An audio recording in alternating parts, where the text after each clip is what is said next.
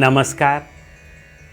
कौशल योग के आज की इस कड़ी में हम लोग एक बहुत महत्वपूर्ण आसन द्विकोण आसन के अभ्यास की विधि सीखेंगे। इस आसन को द्विकोण आसन इसलिए कहा जाता है क्योंकि इसमें हमारा शरीर दो कोण बनाता है, दो एंगल बनाता है। तो आइए सबसे पहले हम लोग इसके अभ्यास की विधि देख लें और इसका अभ्यास करें। अपने स्थान पर हम खड़े हो जाएंगे, सम स्थिति में खड़े हो जाएं, दोनों पैरों पर बराबर भार रखते हुए, चेस्ट थोड़ा सा आगे की ओर हो और पूरी तरह से संतुलित होकर के खड़े हो जाएं। आइए अब हम लोग ध्यान देते हैं कि जब हम आसन का अभ्यास करते हैं, आसन के अभ्यास का जो सबसे महत्वपूर्ण लक्ष्य है कि हमारा मन एकाग्र होना चाहिए, यानी हम पूरी तरह से शरीर और मन को एक साथ रखेंगे। तो शरीर और मन को एक साथ रखते हुए, अच्छी तरह से सजग रहते हुए हम अपनी जो भी क्रिया कर रहे हैं उस क्रिया का अनुभव करते रहें।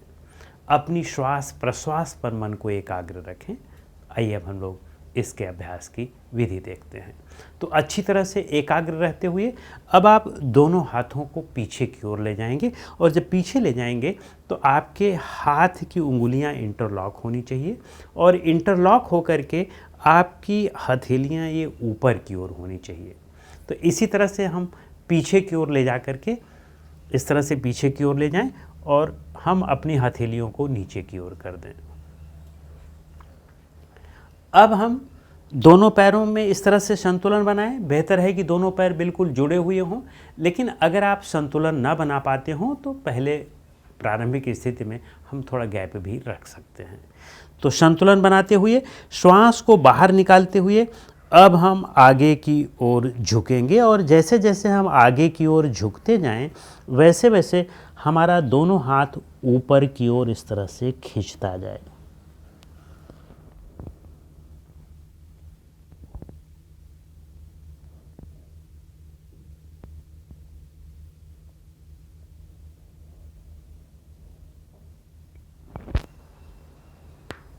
फिर हम वापस पूर्व स्थिति में आ जाएं।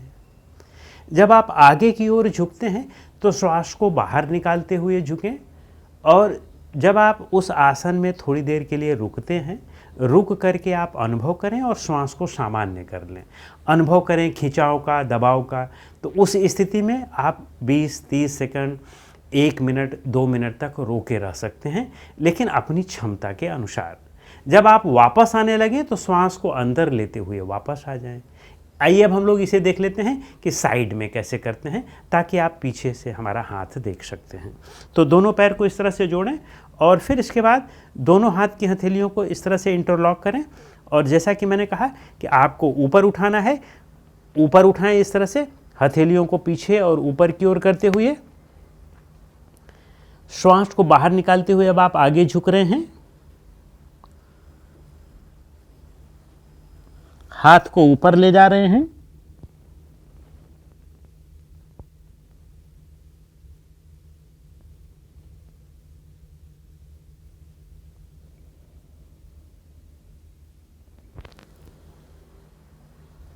श्वास अंदर लेते हुए वापस आ जाएं। तो इस तरह से यह हमारा द्विकोण आसन है। इसमें हम गलत क्या करते हैं? गलती ये होती है कि हम अपने दोनों पैर के घुटनों को मोड़ लेते हैं।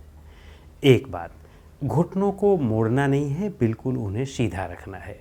दूसरी बात जो हम यह गलती करते हैं वह जब हम आगे की ओर झुकने लगते हैं तो हम सीधे इस तरह से करके झुकते हैं। ऐसे करके नहीं झुकना है, हमें थोड़ा सा स्पाइन को, नीचे वाले स्पाइन को, लंबर वाले पार्ट को हल्का सा आगे की ओर पुश करना है और इसको पुश करके हम इस तरह से आगे की ओर झुकें, इसको पुश रखते हुए ही, और फिर इस तरह से हम आसानी से झुक जाएंगे और वापस इस तरह से आ जाएंगे। तो आइए अब हम लोग इसके लाभ और इसकी सावधानियों पर चर्चा कर लेते हैं कि इसके क्या लाभ हैं और कौन कौन सी इसमें सावधानियां बरतनी चाहिए। जब हम आगे की ओर झुकते हैं तो उस स्थिति में दो जगह प्रभाव पड़ता है।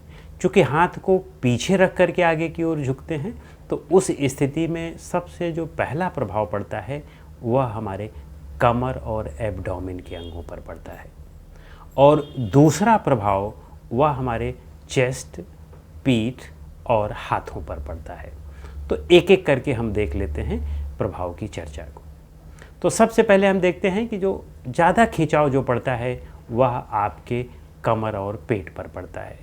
तो कमर की जो भी मांसपेशियां हैं, कमर के जो अंग हैं, जैसे कमर में जितनी भी वर्टिब्रा हैं, विशेष रूप से लंबर की, सैक्रल की और कॉक्सिजियल की, उन सारी वर्टिब्रा के डिस्क जो हैं बीच में, उनकी एक्सरसाइज हो जाती है, वहाँ पर रक्त का संचालन ज़्यादा बढ़ जाता है। तो स्वाभाविक सी बात है कि उनसे जो निकली हुई नसें हैं, उन नसें भी खुल जाती हैं, उनमें जो अवरोध है वह अवरोध भी खुल जाता है। तो उन अंगों में रक्त का संचालन बढ़ा करके उसको बहुत मजबूत कर देता है। तो उस स्थिति में क्या होता है कि यदि आप ज़्यादा देर तक कहीं कुर्सी आदि पर बैठते हैं, जैसा कि आजकल सामान्यतः यह एक सब लोगों का एक जीवनचर्या ही हो गई है कि ज़्यादा देर तक बैठ करके काम करने की, उस स्थिति में आपके वे अंग बहुत मजबूत रहते हैं। तो जैसे कमर दर्द की शिकायत होना, कमर की जकड़न होना, यह नहीं हो सकती है। स्लिप डिस्क और स्पॉन्डिलाइटिस, सियाटिका, ये सब नहीं हो सकते हैं। तो इन रोगों के लिए यह बहुत लाभकारी है, यानी ये रोग पनप ही नहीं सकते हैं। दूसरा, पेट पर खिंचाव देता है। पेट पर खिंचाव देने से क्या होता है कि आपके जो पेट के अंग हैं उनमें अच्छी तरह से रक्त का संचालन बढ़ता है और उन अंगों की मसाज हो जाती है। ठीक इस तरह से कि जैसे जो मसल्स हैं, हमारी रेक्टस एब्डोमिनस मसल्स है, या एक्सटर्नल ऑब्लिक मसल है, इंटरनल ऑब्लिक मसल है, या ट्रांसवर्स एब्डोमिनस मसल्स है, इन सारे मसल्स पर बहुत अच्छा खिंचाव दे करके हमारे जो छोटी आंत है और बड़ी आंत है, इनसे संबंधित अंगों में रक्त का संचालन बढ़ा करके इन्हें बहुत सशक्त और मजबूत कर देता है। इतना सशक्त कर देता है कि आपको एब्डोमेन से संबंधित कोई समस्या नहीं हो सकती है। और साथ में यह हमारे यूरोजेनाइटल आर्गन्स के लिए भी बहुत फ़ायदेमंद है, यानी उन अंगों में भी रक्त का संचालन बढ़ाता है। जब हम आगे की ओर झुकते हैं तो हिप्स की जो ग्लूटस मसल हैं और पीछे जांघ का जो हैमस्ट्रिंग मसल है वह भी बहुत खींचता है, और हिप्स की मसल, ग्लूटस और साथ में हैमस्ट्रिंग, इन मसल्स को जो जोड़ने वाली मसल्स हैं उन पर भी खिंचाव होता है। तो आपके पैर भी बड़े मजबूत रहते हैं। कितना भी आप जो है चल लें, आप कभी थकेंगे नहीं। आपको कभी 2-4 घंटे खड़ा होना हो गया तो आप थकेंगे नहीं। इसी तरह से आपकी जो कॉफ मसल है, जो ट्राइसेप्स सूरी मसल्स हैं, जहाँ पर जिनमें हम gastrocnemius muscle, soleus muscles, gracilis muscles, उन पर भी बहुत अच्छा खिंचाव पड़ता है। तो आपको कभी भी वेरिकोस वेन्स आदि की शिकायत नहीं हो सकती है। कितना भी देर आप खड़े रहें, कभी आपका पैर नहीं दर्द हो सकता है, इतना पैरों में क्षमता आ जाती है। अब इसके बाद हम लोग देखते हैं कि कैसे यह हमारे चेस्ट को और हाथ को, इनको प्रभावित करता है। चेस्ट और पीठ की मसल्स पर बहुत अच्छा खिंचाव देता है। तो पीठ में जो हमारी ट्रेपेजियस मसल्स हैं ये खींचती हैं। पीठ में हमारी जो रोम्बॉइड्स मसल्स हैं ये खींचती हैं। साइड में जो सुप्रा स्पाइनेटस है या इंफ्रा स्पाइनेटस है, ये सभी बहुत अच्छी तरह से खींचती हैं। सेरेटस मसल्स हैं, चाहे वह एंटीरियर हों या पोस्टीरियर हों, ये भी बहुत अच्छी तरह से खींचती हैं। तो पीठ के दर्द के लिए भी यह रामबाण आसन है। पीठ के दर्द के लिए भी यह बहुत महत्वपूर्ण और प्रभावकारी आसन है। जिन्हें पीठ के दर्द की शिकायत हो, यदि वे इसका अभ्यास करें तो पीठ का दर्द पूरी तरह से जा सकता है। जिन्हें चेस्ट में दर्द रहता हो, यानी मस्कुलर दर्द रहता हो, उनके लिए भी बहुत लाभकारी है, क्योंकि इस आसन के अभ्यास से चेस्ट की मसल्स भी खींचती हैं और बहुत अच्छी तरह से खींचती हैं। चूँकि हाथ को हम ऊपर की ओर उठाते हैं तो हाथ के ऊपर उठने से चेस्ट की मसल्स पर अच्छा खिंचाव होता है। हाथ के ऊपर उठने से जो हमारी यहाँ की डेल्टाइड मसल हैं, चाहे आगे की, पीछे की, साइड की, और बाइसेप्स और ट्राइसेप्स मसल्स हैं, ये जब खींचती हैं ऊपर की ओर तो उससे स्टर्नोक्लीडोमेस्टाइड मसल्स है और या प्लेटिज्मा मायोइड्स मसल्स हैं, ये सब बहुत अच्छी तरह से खींचती हैं। ट्राइपेजियस मसल खींचती है, और ये पेक्टोरलिस मेजर, पेक्टोरलिस माइनर, ये मसल्स भी बहुत तरह से खींचती हैं। पीछे पीठ की जो हमारी लैटिमस डार्साई मसल है वह भी बहुत अच्छी तरह से खींचती है। तो आपके चेस्ट संबंधी मसल्स के लिए, एब्डोमेन संबंधी मस्कुलर पेन के लिए, पीठ के मस्कुलर पेन के लिए और पीठ में नीचे कमर का और ऊपर पीठ का, इन सब के, यहाँ तक कि शोल्डर की मसल्स के लिए भी यह बहुत प्रभावकारी आसन है। और इस आसन के अभ्यास से कभी भी आपको जीवन में पीठ की या चेस्ट की मसल्स में कभी पेन नहीं हो सकता है। इनमें कहीं कोई भी पेन हो और इसका आप अभ्यास करें तो इससे आप मुक्त हो सकते हैं। आइए अब हम लोग इसकी सावधानियों की चर्चा कर लेते हैं।